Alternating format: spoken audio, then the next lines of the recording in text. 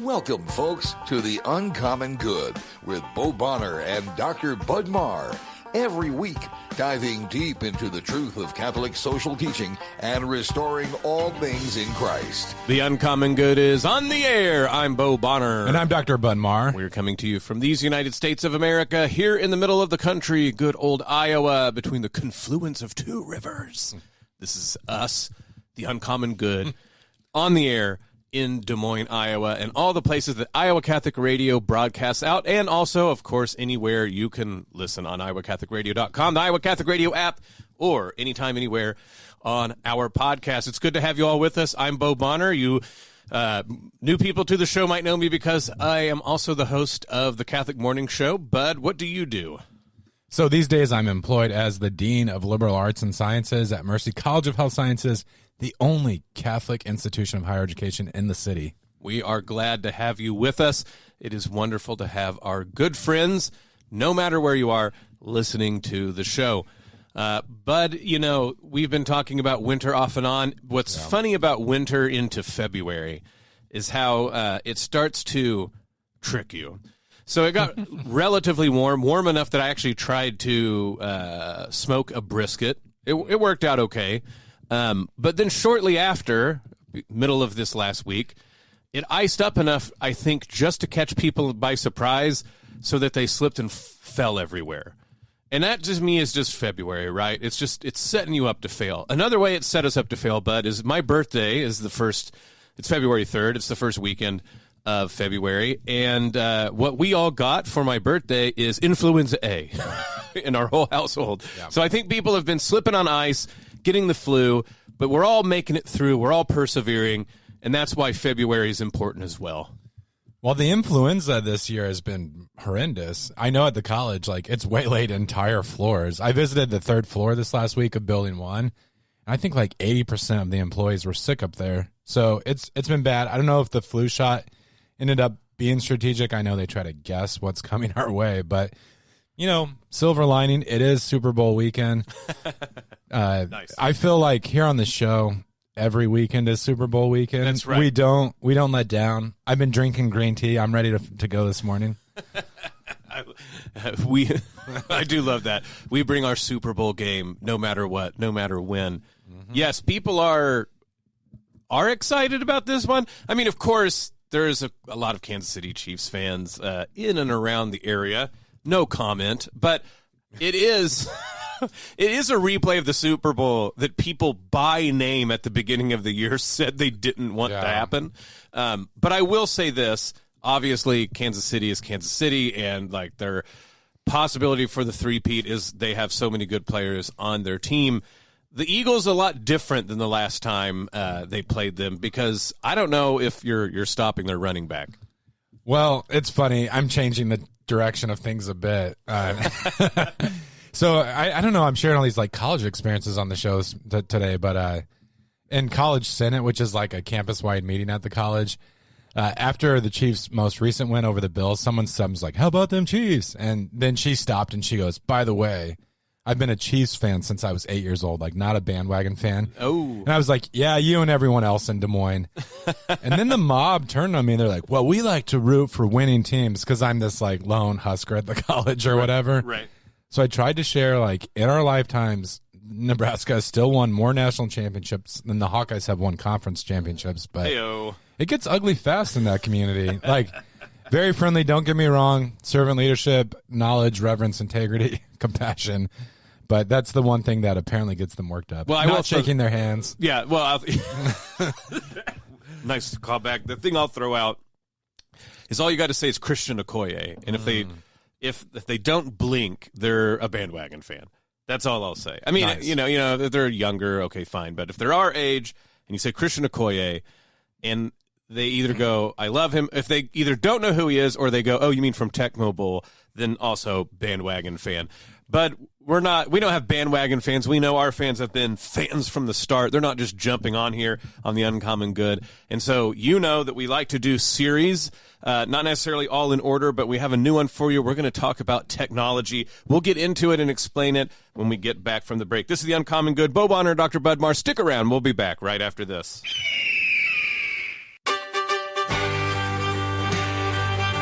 Back with the Uncommon Good. Bo Bonner and Dr. Bud Marr joining you this weekend. Thank you for listening to the show. We are so glad to have you with us.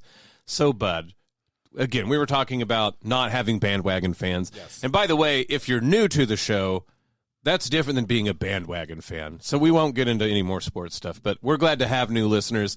We are not calling you bandwagon fans at all. We are just making silly sports jokes.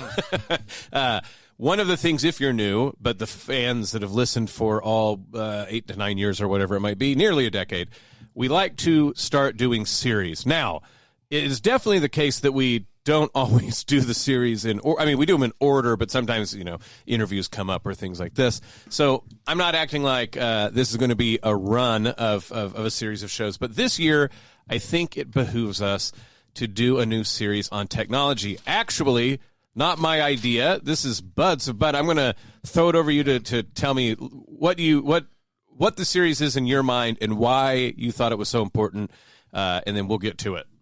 Well, the theme of the show is Catholic social teaching, and there's this kind of sense that maybe we just stick heavy with the compendium of Catholic social teaching or the catechism, which is one way that we could go. I think when you talk about social teaching, though, it's always remaining agile, kind of responsive to what's happening in the world. And obviously in our day and age, one, present element is the rapid advance in all sorts of technologies. I think in telecommunications and digital technologies, the way that communication in our lives today happens instantaneously. I can talk to someone in Hong Kong almost as quickly as I can talk to you right now, Bo. I don't know if you're a hologram or not. You look solid to me, but it's up in the air. I try to be solid.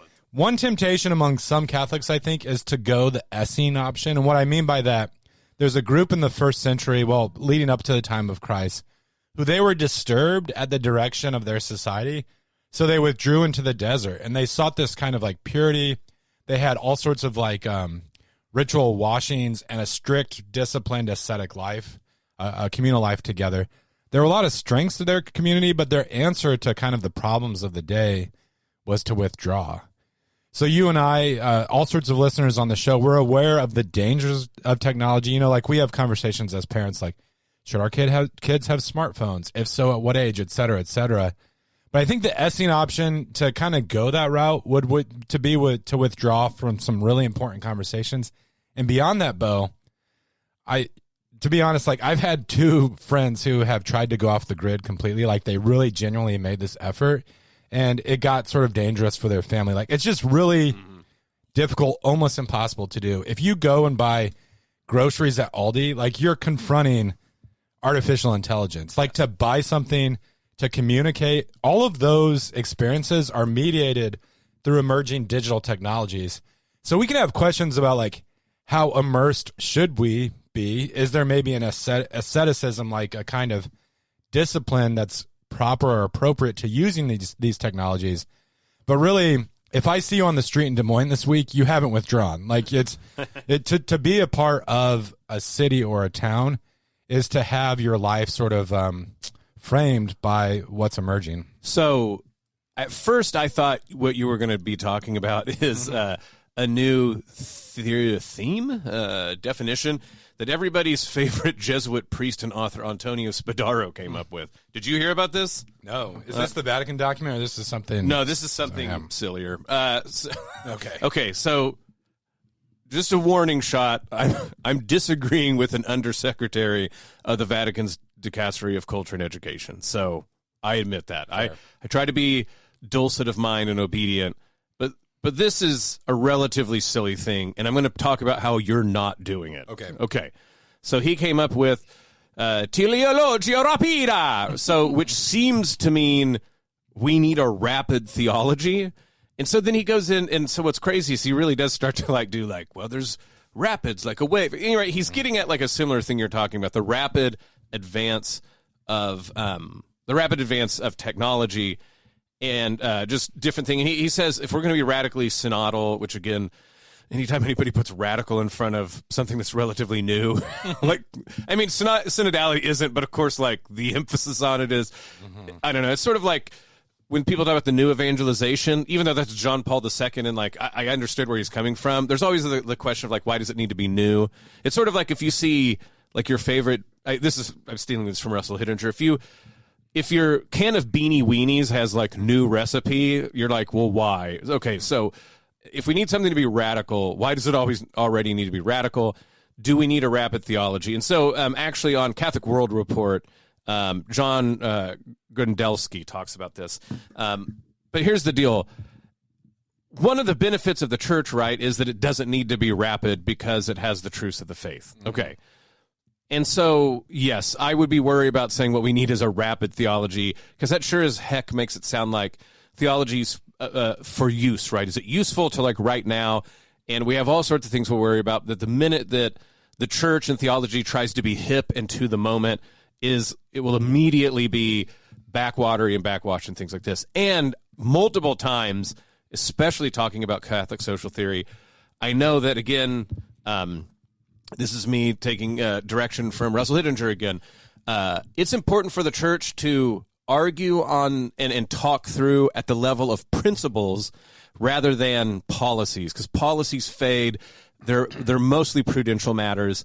Let's not get caught up in worldliness. Let's think of the principles. So that might sound, Bud, like I'm accusing you of rapido teleologia, and that I'm saying that, no, we should go off the grid. No, but this is why it's different. It's very important that the church speaks with moral clarity about what is happening each age, but they should speak about it by pointing to the principles that should guide our prudential considerations of what's going on. Here's the second thing, Bud. Everything you mentioned, internet, AI, all of these things, none of them are new at this point. Yeah. And this is one of the things I actually worry about, and this is why I think it is very important for us to talk about the infringement of technology on life and the principles that should help guide us to think about it, is people keep talking about artificial intelligence like it's new. Not only is the concept not new, even the sort of gains it has been making, while they might be new to the extent and the sort of just power that they are now, this has been brewing at least for 5 years, like literally what is happening now. And really, people have been worried about this for 10 to 15 years. So what I'm saying to you is it's high time we talk about this. And it's not even rapid theology at this time. This is us just catching up, because there has not been the necessary application of principles to, like you said, what's going on in the world. If the Vatican, which it just did, made a note about artificial intelligence, it's not rapid, right? Like it takes a time just to work through things in the Vatican. And I know that at some point we can talk about that article, that note specifically, Antiqua. It means things ancient and new. Yeah. Antiqua et nova, I think is what it's called. And so I think exactly what you're saying is it's almost rapid theology to decide in the face of all this stuff that we just need to go off the grid. That's in rapid theology, I'm saying, is a term I'm very worried about. I think that we don't need to jump to rapid conclusions or try to spin up things really quick. We need to submit these new things to the time-honored principles of Catholic social teaching. And that's what I hear you saying is let's go look at these technologies and ask, based on Catholic social principles, what we should do when we reply to them, when we think through them, when we react to them. Well, one thing that I find reassuring is that this is not a new task for Christians. Like, This is a perennial effort and challenge. I go back all the way to the Gospels where our Lord says, you don't put new wine into old wineskins, they'll burst. Or is it old wine into new... New wine into old wineskins. I think that's right, yeah. And so he challenges, he says, the scribes of the kingdom of heaven, they're the ones who bring out of storehouses things that are both old and new, right? This is, I think, what the Vatican document is referencing. And so, Bo, I think one thing that might helpfully set the stage for our listeners, you and I have talked quite a bit about this. I think you could probably talk about it better than I can on the spur of the moment. But you think about something like the invention of the printing press and widespread literacy. Today, you go into Catholic homeschooling circles or classical education circles, and people are have your kids read books. And we forget just how in the 16th century, with the emergence of those technologies, how much of an adjustment this was for the followers of Christ. And really looking back at it, like a genuine sort of like justified skepticism about widespread literacy and what that would mean for education. And even today, I know in your classrooms, like you've challenged students to think about how they read and write in sort of like unique ways. Well, especially since there's so much. Which Sunday was this?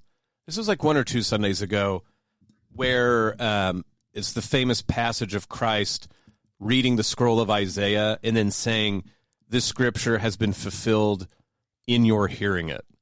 And what's interesting, because the Old Testament reading of that Sunday was when Ezra and Nehemiah take out the old scroll, presumably Deuteronomy, I guess. I mean, I think there's arguments about that, but read the entirety of the law. Yeah. And it wasn't, like, the law wasn't enacted until it was read out loud.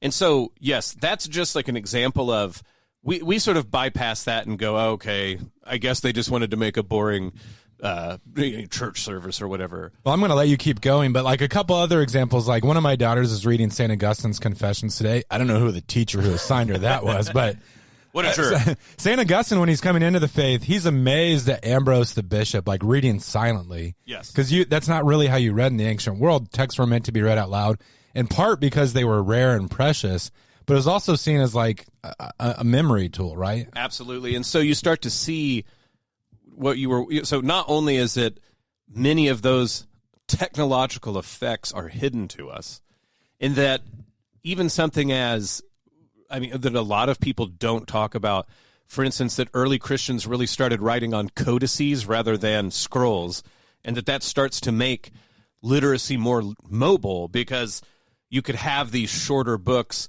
that were frankly tougher, right? They were almost always made out of papyrus, or like, you get into like what these were, and that's why we have them, is because scrolls were harder to maintain, all of these things like this. But that starts to be this influence that some people were literally asking at the time, usually against the Christians in those moments, if that sort of showed like a low-bornness, as it were. Okay. Yeah. And then so to get back up to your point about the printing press, people will sometimes say we shouldn't adopt a technology because it will eradicate or, make an entire industry, obsolete. And the printing press did that. I mean, if you worry about the fact that these kids these days don't know how to write in cursive, that starts with the printing press. Now, it took centuries for it to sort of come to full fruition, but those are sort of long-established things where what used to be, and then within 100 years what came to be, are very different things.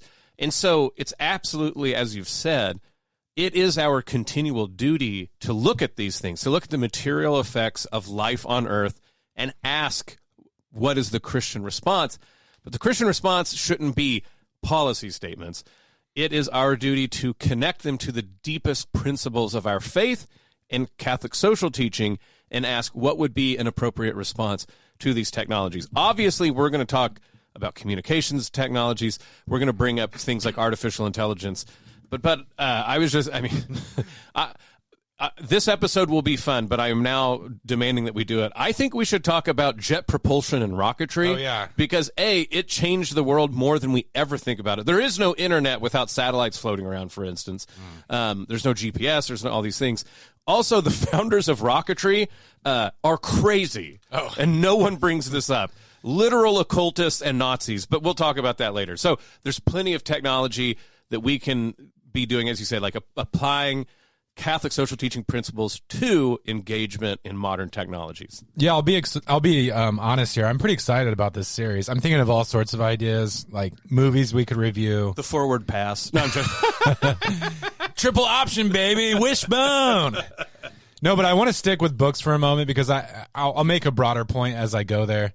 So you and I had a teacher in grad school, Stanley Hauerwas, famous ethicist, and he wrote a book, Unleashing Scripture, Freeing the Bible from Captivity to America. And he's sort of the king of hyperbole, always like great points that flow out of that. But he kind of ticked some people off in that book because he said, maybe like putting the Bible in everyone's hands didn't end super well. And like the Catholic Church sort of had a healthy skepticism against like sort of the ultimate outcome of this kind of decision. So with like the advent of the printing press and the fact that all of a sudden Bibles in the vernacular were available in people's hands. We can see the positives that might flow out of that. Even today, like in 21st century Catholicism, I think in parishes and things, you find a rightful sort of emphasis on knowing the Bible. You know, to be ignorant of Scripture is to be ignorant of Christ, St. Jerome said. But you can see with that development how it led to a sort of democratization of the interpretation of Scripture.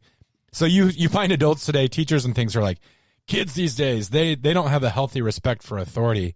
And we think it's sort of like because the kids listen to rock music or something. But really, I mean, the advent of the printing press, and you kind of, you put the Bible in the vernacular in people's hands, all of a sudden someone like Luther is saying like, look, it means this to me. I don't trust councils. I don't trust popes, right? It looks like you're ready to say something. Oh, no, I'm disagree with you. I mean, that changes the way people see authority. Look, I mean, again, like not to like be too controversial out of the gate. There's just not Mormonism unless this happens. Mm-hmm. And like for two reasons. One hand, like you said, any Joe Brown can be reading the Bible, and by the time Joseph Smith is on the scene, you have multiple centuries of exactly what you're saying. People like this idea of like, yeah, you take that in your hand, and because it's this inert object in front of you, it's your job to interpret it, right? So do what you want. But then the other one is when he came up with a text, he goes, I have the Book of Mormon. That had this authority. That's why we call them authors, Bud, is because we're like, oh, if you can put something in writing, you must have authority. Now, the day has now come where writing is so cheap and you can produce your own book that authority has sort of waned. But, of course, if you're on video, people listen to you, right? Like we have that sort of thing. So I think it's really interesting that people really got caught up with Stanley Hauerwas in the book you're talking about. I think they drastically missed the point that he wasn't saying, like, you guys have bad interpretations and you're peasants and you never should have been able to read this. Part of the point is I would almost argue people, the regular folks, maybe knew the Bible better before they could read it. Yeah. And people think so. And if you don't think that that's like, oh, this important point, the counterintuitiveness is what I want you to dwell on, is actually plenty of illiterate people through history in the church probably knew Scripture better than most rank and file Catholics and probably Protestant Christians now. Mm-hmm. Because it's funny, what happened, Bud, when the internet occurred and like we all had all of the world's facts at our fingertips? People just ignore them. They're like, oh, well, if I need to find out something, I'll go look it up later. What happens when the Bible is a book? You go, oh, well, if I need to look at it, it's right there in the book. When you didn't have the book and you didn't know the next time you would maybe hear it, what did you do when you heard it? You memorized it. So, I mean, like, this is just to say exactly what you're saying. It's much more complicated than people let on sometimes. Yeah, and anyone who writes well about this sort of topic, like Stanley Hauerwas or like Marshall McLuhan, who you love, what you don't find in them, I think a common thread is, like, there's no going back to an Eden moment, like a golden age that existed before everything went off the rails. Like, we hear this in the church. You know, some people are like, if we just go back to 1950, if we just go back to the way things were in the 19th century, it's the same way with technology. There's no, like, pristine moment, like pre-digital, that's sort of a golden age. And so we have to say to ourselves, like, this is emerging. Our children are using it. You know, I've shared this story on the show before, but it struck me when my daughter Claire was like 3 years old. I was watching football, and apparently she wasn't impressed or interested in the game. So she walked up to the television, and she started to try to sideswipe. And I realized, like, this is a digital native. Like, she thinks if there's a screen, you can sideswipe to something that's more interesting, right? And she knew that at a very young age. And so the question for us is, I think, like, it's not just that I simply want to sound hip. I do want to sound hip in a way, like that's a temptation of mine. But, you know, I'm not just like this old fart. I am oldish now, but who's like, I just hate what's new and young. But we do, like, the kids are using it. Sometimes people are using it for reasons that we don't even, like, so when we hear about digital technologies, what I tend to hear from older folks is like, well, it's ruining kids' attention span.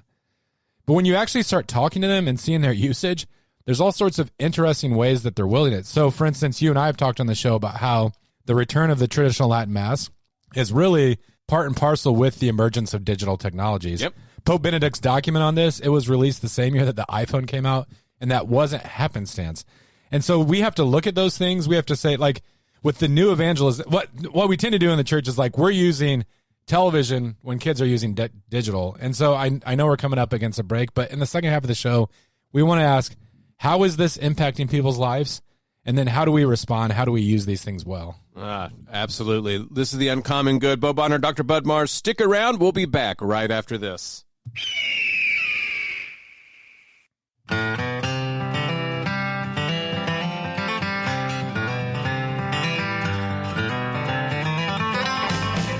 Back with The Uncommon Good. Bo Bonner and Dr. Bud Marr joining you this week. Thank you for listening to the show. We are kicking off a new series talking about applying Catholic social teaching principles to considerations of technology.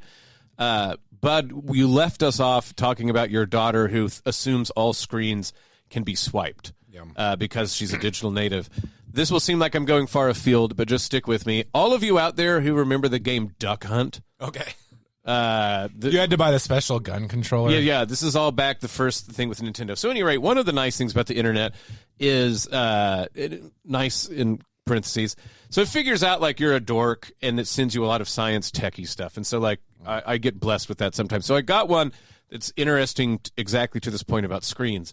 So, Bud, have you ever wondered why on earth in 1980 whatever that gun could like shoot the duck? Yes, and sometimes it seemed off. Like, I swear I was shooting the duck, and the little explosion on the screen would be like half an inch away from the duck's head. Yeah. So, okay. Those ducks, they still haunt my dreams. Do you realize you can't play Duck Hunt with the gun on modern screens? Oh, like smart TVs? Just any of them. Yeah. So no idea. The reason this is the case, so I was always wondering, like, how does the screen know? Okay, well, it doesn't. It turns out what this gun thing has is it has a light sensor, and when you click the button, did you ever notice that on the screen with the ducks, there would be a white box around the duck? Okay. And so what the gun does is the minute you click that, the white box appears on the screen, and it reads whether you are pointed at it or not. So all of the reading is actually in the gun. And the reason it doesn't work on new screens is old screens, they used to like line by line refresh every like second or whatever.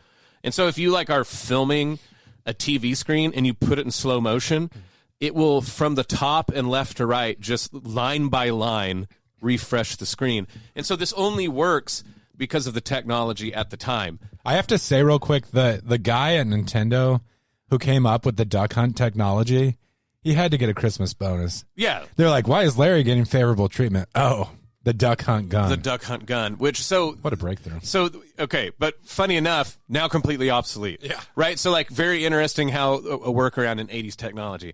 Okay, so I bring this up to say it's interesting that we go, oh, silly kid, why would they think that a side swipe would work on a screen?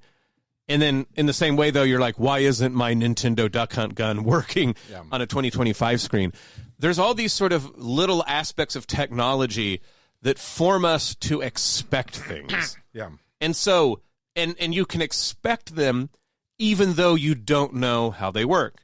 So we expect, 80s children, if you had the Duck Hunt gun, you could point it at any screen, and it's going to work because it always sort of did.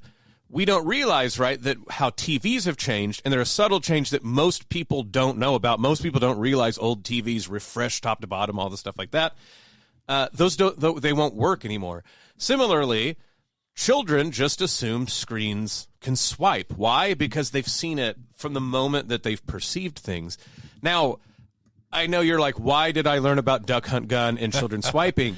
But these are the sort of very small ripple effects, seemingly, right? Like, that's not a big deal. The Duck Hunt gun is like one of the least exciting things about technological revolution in the 80s. And the fact that you can swipe a screen, oh, that's just a cute moment of a kid not understanding technology. But those are huge things because that is an assumption we make about how we perceive the world. And so, I think there's an interesting idea, right, Bud, that there's a spot in the Pacific Ocean that is so far away from the rest of land that the closest human contact you have is actually when the NASA space station passes overhead. And so when you start to think like, oh, when humans are in the space station, like we're actually never like further away from a human from whatever that is, miles away. Okay, that's a very small thing, but that alters your world completely. Yeah. To think about how we're connected through speed and science and all these things like this. And I think that's one of the things where we say, if you're going to get obsessed with policy rather than principle, Bud, I knew you had to trust me. It's going to pay this off. Yeah. Policy in technology would make declarations about the duck hunt gun and miss the principle, right, of now humans believe with just, a little bit more tech, they can have an interaction with a screen. Yeah. To make policy about the fact that your daughter tried to swipe a TV would, again, be obsolete within like 5 years. Yeah. But the principle of human beings are now formed to think that they have sort of, a type of control over their information environment, that's an enduring thing that we always have to consider. That's what we mean by saying dealing at the level of principle rather than policy. Well, as you were talking about that, I just had this mental image of like a 72-year-old cardinal, like who works for the dicastery for the doctrine of the faith, like awkwardly holding up the duck hunt gun, and the Vatican releasing a document like in 1988, like warning of, it'd be fun, but no. I want that poster. Yeah, I hope you'll say more about this too. I'm going to put you on the spot a bit, but you and I have mentioned on the show that we participate in this program at Notre Dame called the Church Ecology Project. When you think about the emergence of technologies, sometimes we have this idea in mind that they're sort of a tool. Like you can reach into a toolbox and pull out a smartphone, and then it's like, how do I wield this hammer, right? It's just kind of something that you pick up and let down at your own, decision making. And that's where early on in the show when I mentioned like going to Aldi's and how you're already sort of immersed in that technology, like people are like, come on, like using a self-service checkout is just different than da-da-da-da-da. But no, like whenever these technologies arise, it influences and it alters what we could call like our cultural ecosystem. And so part of the question for me, Bo, is like, how do we curate or tend to that ecosystem well? Because I think when we start to get to like prudential questions, like one legitimate question, I didn't mean to sound like I'm just poo-pooing like conversations about how much we should use these tools, but like, so the question for me starts to become, digital technologies are sort of a lens we put on. Once they're there, we never look at the world in the same way again. Like I just assume today that there's almost not this sort of distance between myself and friends in other parts of the world, right? It's like technology has closed that space. And so the question about asceticism is not a wrong one. And as a teacher, I've even started to ask, when do I force my students to do things they don't want to do? Mm-hmm. So you and I have had students do like written reflections about times of silence where they turn off, they unplug, as it were. That's even kind of a funny way to put it in today's day and age. But how much do we force them to read text even if they don't want to? I found in class that if I assign readings out of the textbook, maybe like 10% of the class will read them. If I scan it, PDF it, and put it online, it's like 75%, right? So they're like, oh, this is more readily available. It's right there. It's how I know to use and read something. Well, so multiple things on this one. On one hand, I think it's important to think that that's the best way to put this. So let's start with this one. First of all, it's funny that you also called the CCEP a project when actually it's the church program. Mm-hmm. Now here, I actually did this myself too. We had Renee Roden, who was a part of the same thing on the morning show, and I called it the Church Ecology Project. And I was like, oh, I messed up. It's the program. But what Renee and I said was the program is actually over, but the project continues. And so this is something like, why I like project is it's a projection, right? Yeah. Like we have to project this into the future.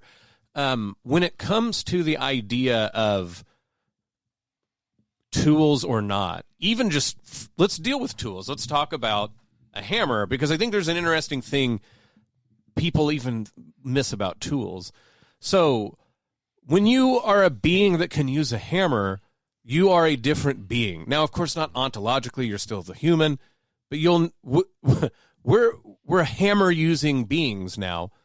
And the reason I know that it's a big deal that we use hammers is we even have statements like, for a hammer, everything's a nail, right? We know that, like, oh, if you have a hammer, now you can look out into the world, and the world, not to go into this theory completely, we can talk about it later, but it's like affordance theory, right? Like, what does the environment afford you to be able to see and do? If you have a hammer, the world now can be a thing where you can hammer things together or apart.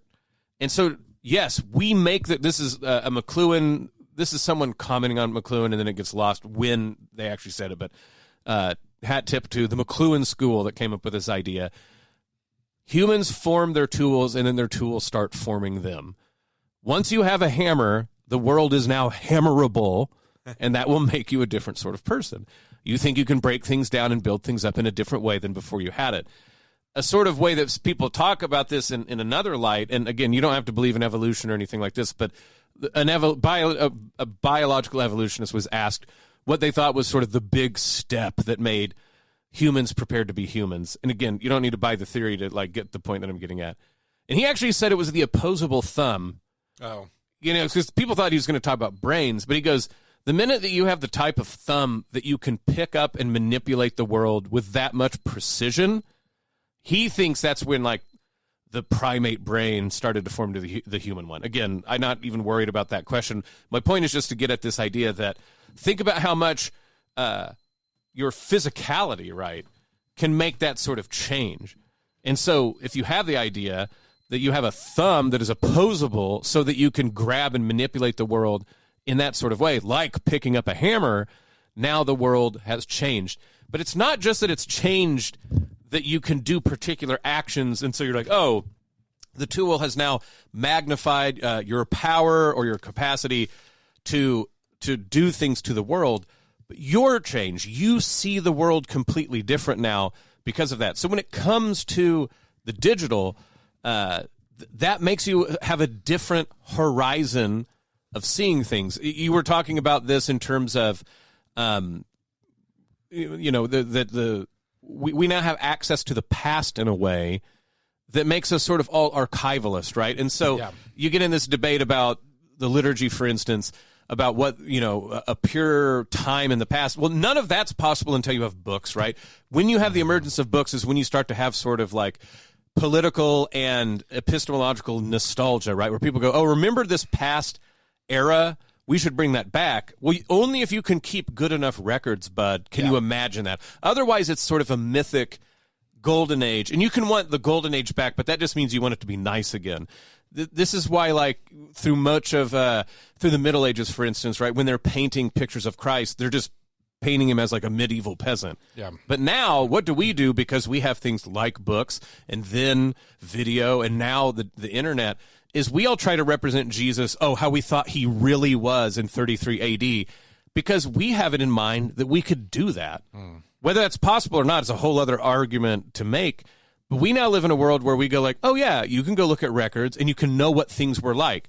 And so now people go, the 50s was the best Catholicism. Or before that, you get around the era of Vatican II, people going, oh, we need to return Catholicism back to its purity, 200 AD. And these are all insane assumptions, I'm going to say, that you act like you could even know the past well enough to bring it back. Bud, you and I, alive in the 80s, duck hunt, we can't recreate what it was like to play duck hunt. We will always be playing it as like, ha, ha, ha, what a simple game compared to the games that exist now. We can never be amazed at duck hunt again. That era's gone, and our memories are too fragile to actually bring it up. But our technologies give us a false idea that we could. And so that's why this project, like you said, about trying to imagine communication, the ecology of communication, the ecology of technology, the sort of environments that are made with the technologies that we have, is a pressing matter of Catholic social teaching at the level of principle. Well, I really like the example that you gave of the liturgy, and we have to do a full episode on that. I know we've touched on that before, but it's so important, and I think it does untie some knots that exist today. So I'm gonna make a memo about that, Bo, in my journal. With your technology of a pen. But to put some more flesh on these bones, because I want listeners to walk away from today's episode like with some sort of like, we talk about where the rubber meets the road. So think about digital technologies and think about artificial intelligence and some of the things that most concern teachers today. So, Bo, I don't know about you and maybe things at St. Thomas right now. At Mercy College, like one thing that's freaking us out is that the kids are going to use AI to write their papers. And so this is, we have conversations about this, like it takes up a lot of time and energy. Well, you and I have talked about this isn't a new reality. So for decades now, right, at least 15 years, students have been going to Google or other internet search engines to research their papers. I mean, really, that's like rudimentary AI. It's curating information and presenting it to you in a certain way. Like, you're not like fresh stumbling upon, ancient manuscripts. Even what you see is mediated by the tools that you're using. So we hear that sort of thing, Bo, and I think the temptation, and I'm stealing ideas from you, I know, is that we say the students have to be remediated. If they're going to be good nurses, good teachers, good engineers, then they have to learn to read text well.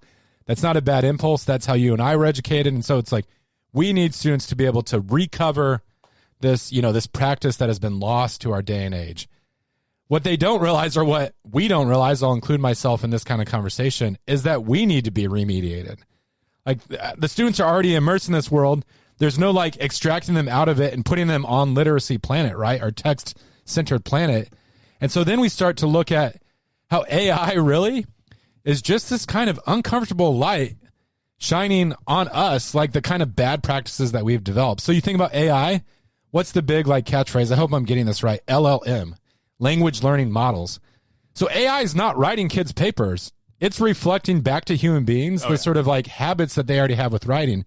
So you've pointed out, like when we were in college, and I actually still do this sometimes because I find it like a convenient heuristic device, but we were taught how to write through the 5-paragraph method. You have an introduction, 3 paragraphs for the body of the text, and then you wrap everything up in a conclusion. Today, when students do fall back onto AI, it's sort of, it kind of mimics that way of writing. It's like, well, this is like a structured, organized way to communicate well. If you could, I know, okay, we've got a few minutes left. I like this assignment that you've done with some of your students. I think it's at Newman University, where it's like you, instead of, the temptation there is to like bring out a sledgehammer and start like smashing the smartphones and go find the AI servers, right? But you've sort of like shifted the ground. And instead of taking these things head on and just trying to destroy them, you actually challenge students to think about the way that it's influencing the way they think and write. Yeah, so I have them actually put in a prompt into ChatGPT, write down what ChatGPT says, and then they have to talk about why it's either wrong, what it leaves out, what it misses, and why they know that. Why do they know that it's not good? It's stretching at this point. So, okay, for one thing, the 5-paragraph monster, and I mean, I don't know, did you ever teach composition? I haven't taught composition, quad composition, right, but I have my students do a lot of writing. Yeah. So, like, in teaching composition, what I started to realize, it's all algorithms. And I'm stealing this from Renee Roden, who heard this. I forget where she said the Pope was bringing this up. Maybe even the document, the new note. But the idea, of course, right, is the Pope is really worried about how AI traps you in the past because it only can work on inputs it already has.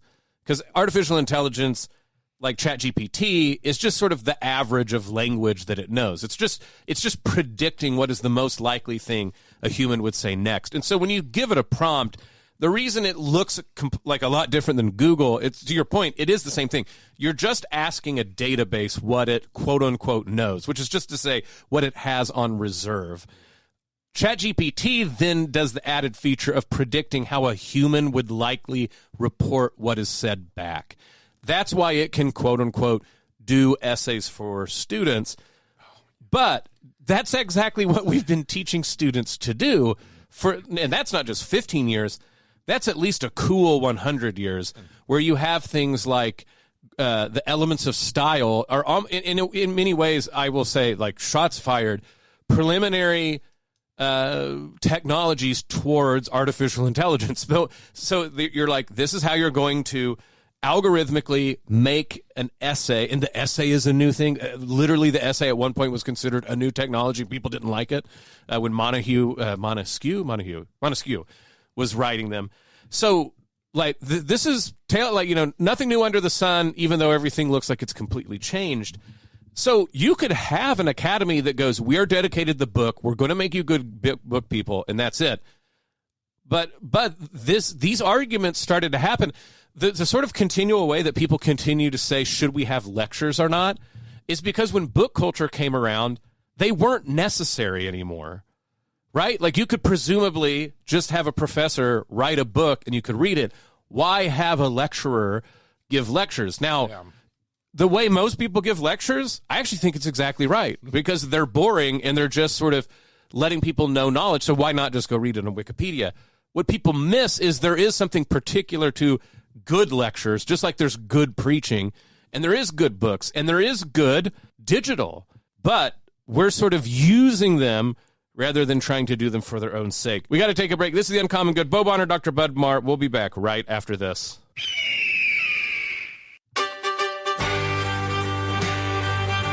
Back with The Uncommon Good. Bo Bonner, Dr. Bud Marr joining you this week. Thank you for listening to the show. Bud, I know we have a profitable series on hand because with 1 minute left in the last segment, I heard you go, oh, that's right. Do you think you can summarize that point in like 20 seconds? Well, I liked what you were saying about genre, the way that even how we communicate in writing has changed. And I remember in one of our classes, you had students do a Socratic dialogue. And then I forget the technical term, but like a dialectic. Disputatio. Disputatio in the vein of St. Thomas Aquinas. And then an essay. And it was a great experience for them, but it was also a way to think about how writing styles have changed, sort of like correlated with developing technologies, and how that kind of changed the way that we read and think. I mean, there's so much there. As we were talking, it was like one of those interviews where like, we need like another couple hours. Technology takeover. Hey. We're taking over Iowa Catholic Radio. Cancel your Super Bowl plans.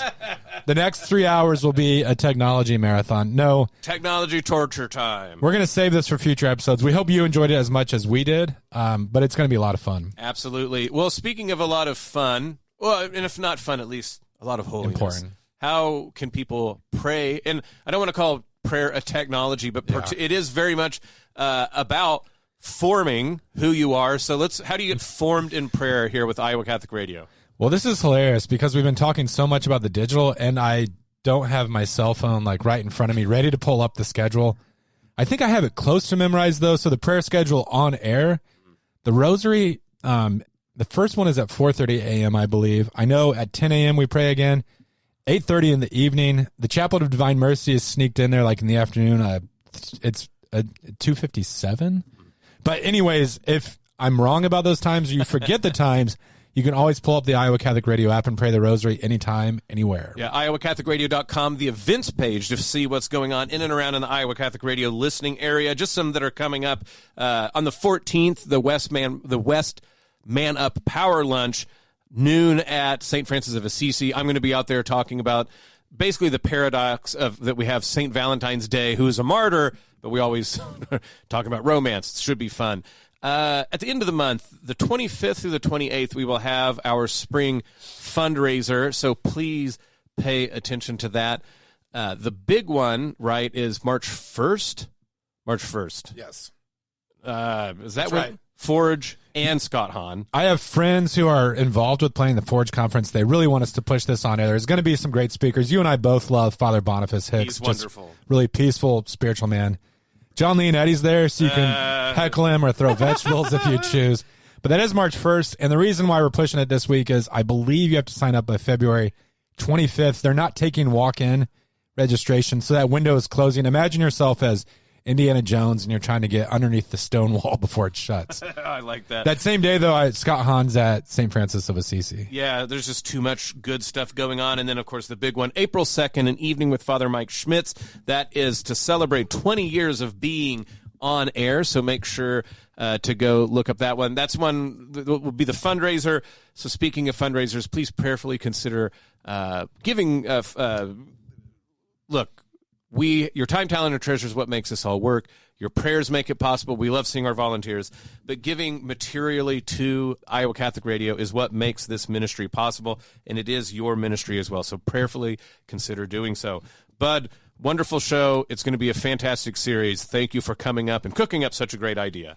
Yeah, technology homework this week. Send a link of your favorite Uncommon Good episode to a friend. There you go. This is the Uncommon Good. May Jesus Christ, the Prince of Peace, reign in our hearts, family, city, state, nation, solar system, galaxy, the whole kit and caboodle. This is the Uncommon Good. We'll be back next week. The Uncommon Good with Bo Bonner and Dr. Bud Marr is heard every week on wonderful Catholic stations like this one and anytime on podcast.